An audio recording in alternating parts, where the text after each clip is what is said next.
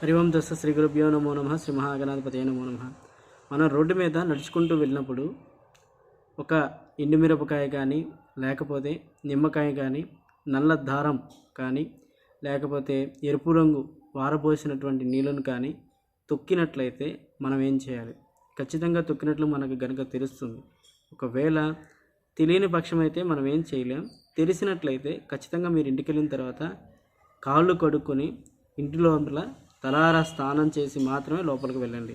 ఆ తర్వాత మరుసటి రోజు ఉదయం పూట ఖచ్చితంగా మీరు శివాలయం దర్శించి శివాలయంతో స్వామివారికి అక్కడ ఉన్నటువంటి బిల్వపత్రాలు, అక్కడ ఉన్నటువంటి మారేడు యొక్క చెట్టు ఆకులను కానీ, అలాగే స్వామివారికి అతి ప్రీతికరమైనటువంటి ఆవు పాలతో అభిషేకం చేయించి ఈ యొక్క మారేడు దళాలతో స్వామివారికి అలంకారం చేయించండి. ఏ విధమైనటువంటి దోషము మీకు వాటిని తలదు. కాబట్టి స్వస్తి.